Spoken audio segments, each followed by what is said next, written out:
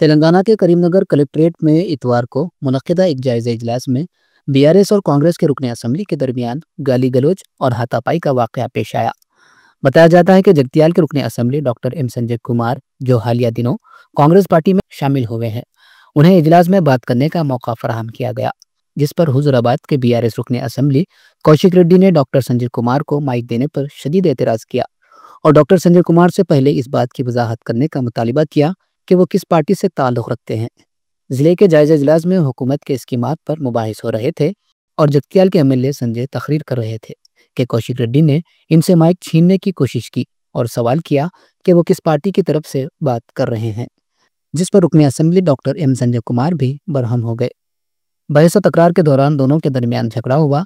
इस मौके पर गाली गलौज और हाथापाई तक बात चली गई।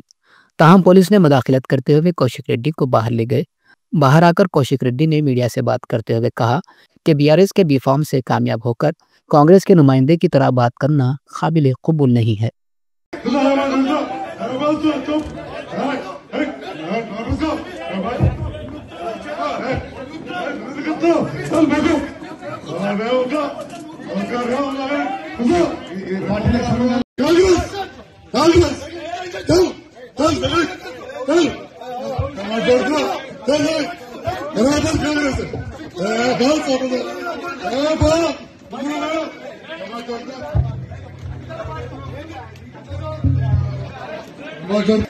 ఎంతమంది పార్టీ పంచుకోలేదు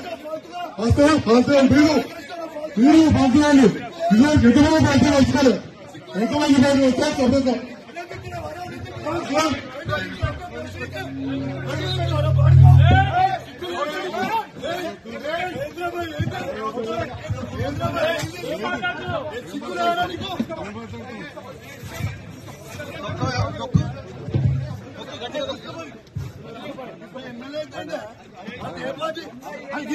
వస్తే చెప్పండి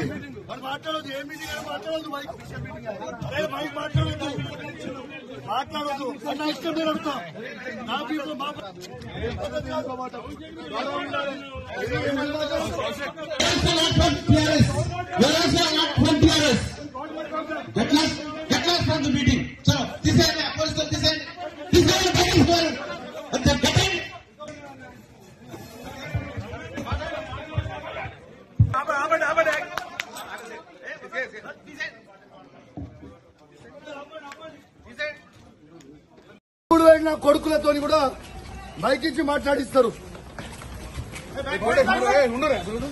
మీరు ఎందుకు ఎప్పుడు మీటింగ్ అయిపోయిందా?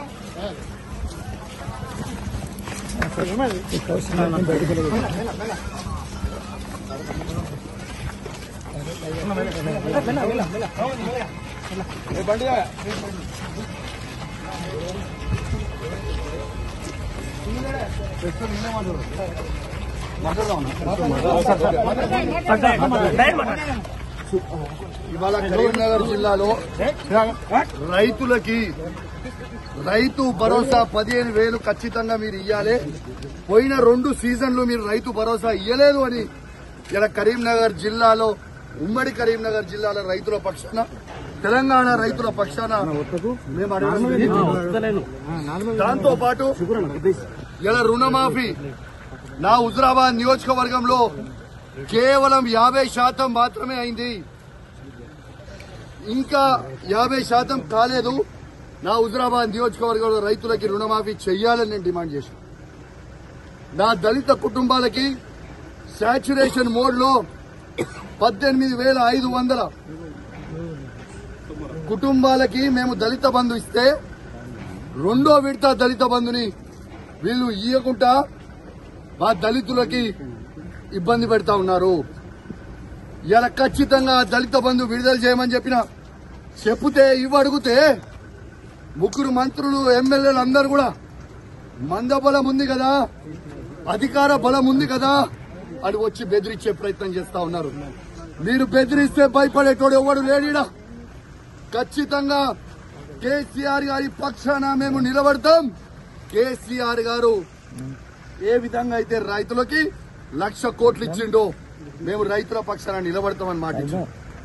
అదే విధంగా మేము మాటిచ్చినట్టు నిలబడతా ఉన్నాం. ఎందుకు ఈ దౌర్జన్యం అని అడుగుతా ఉన్నాను. మంత్రులు ఎమ్మెల్యేలు అధికారులు సాక్షిగా నేను ఒక ఎమ్మెల్యేగా ఉన్నా ఎట్లా బయట పట్టుకొని నూకేస్తున్నారో ఒక్కసారి మీ అందరు కూడా చూడండి విజ్ఞప్తి చేస్తాను. ఒక దొంగ అయినా జగిత్యాల ఎమ్మెల్యే డాక్టర్ సంజయ్ ఎట్లయితే అమ్ముడు పోయిండో సిగ్గులేనోడు అమ్ముడు పోయినోడు ఎట్లా అమ్ముడు పోయినవరా అని మేము అడిగితే మైకిచ్చుకొని నువ్వు ఏ పార్టీ అంటే కాంగ్రెస్ పార్టీ అంటూ. మరి నిజంగా నువ్వు అంత పొగనువే అయితే డాక్టర్ సంజయ్ జగిత్యాల ఎమ్మెల్యే నువ్వు రాజీనామా చేయి. అదే కాంగ్రెస్ బీఫామ్ మీద గెలిచి చూపి చాతగాని దద్దమ్మలాగా కేసీఆర్ గారు పెట్టిన భిక్ష నువ్వు ఎమ్మెల్యేగా ఉండి నీతో కేసీఆర్ గారిని నువ్వు విమర్శిస్తా ఉంటే, మీరు నోటికి వచ్చినట్టు మాట్లాడుతూ ఉంటే మేము చూసుకుంటా ఊకోవాలని అని మేము అడుగుతా ఉన్నాం. ఖచ్చితంగా నిలదీస్తాం, అడుగడుగున అడ్డుకుంటాం. ఖచ్చితంగా ఇచ్చిపెట్టే ప్రసక్తే లేదు. వాళ్ళు ఖచ్చితంగా ఇవాళ రైతులకి 15,000 రూపాయలు రైతు భరోసా ఇవ్వాల్సిందే. ఇందిరమ్మ ఇల్లు ప్రతి ఒక్కరికి ఇవ్వాల్సిందే. ఇవాళ వాళ్ళు ఇచ్చిన 6 గ్యారెంటీలు ఇవ్వాల్సిందే. వాళ్ళు భయపెట్టించి దౌర్జన్యాలు చేస్తే భయపడే ప్రసక్తే లేదు. ఖచ్చితంగా వాళ్ళు ఇచ్చే 6 గ్యారెంటీల హామీలు ఖచ్చితంగా వాళ్ళు ఇచ్చే వరకు వాళ్ళని ప్రశ్నిస్తూనే ఉంటాం. 420 హామీలు ఇచ్చే వరకు ప్రశ్నిస్తూనే ఉంటాం. మీరు కేసులు పెట్టి మమ్మల్ని ఇబ్బంది పెట్టి భయపట్టియాలనుకుంటే మీతోని కాదు, మీ తాత జేజమ్మతో కూడా కాదని చెప్పి అధికారులకు కూడా చెప్తా ఉన్నాను, హెచ్చరిస్తా ఉన్నాను. తస్మాత్ జాగ్రత్తగా ఉండుర్రి. మీరు ఇష్టం వచ్చినట్టు మీరు చేస్తా ఉన్నారు. 3 ఏళ్ల తర్వాత మళ్ళా కేసీఆర్ గారు ముఖ్యమంత్రి కాక తప్పదు. ఎవరు కూడా ఇలా ఎక్స్ట్రా చేస్తున్న అధికారులని ఎవరిని కూడా ఇచ్చిపెట్టాం, అది కూడా గుర్తుపెట్టుకోండి అని చెప్తా ఉన్నాం. ఇవాళ మేము కొట్లాడేది ప్రజల పక్షాన. ఇవాళ పోలీసు వాళ్ళని కూడా అడుగుతా ఉన్నాను, మీకు కేసీఆర్ ఏం తక్కువ చేసిండమ్మా? మీకు అద్భుతమైన ఫార్చునర్ ఇచ్చిండు, అద్భుతమైన ఇన్నోవాలు ఇచ్చిండు, 5 స్టార్ పోలీస్ స్టేషన్లు చేసిండు, మీ జీతాలు పెంచిండు. ఇవన్నీ మర్చిపోయిరా? మళ్ళా మీకోసం కూడా పోరాటం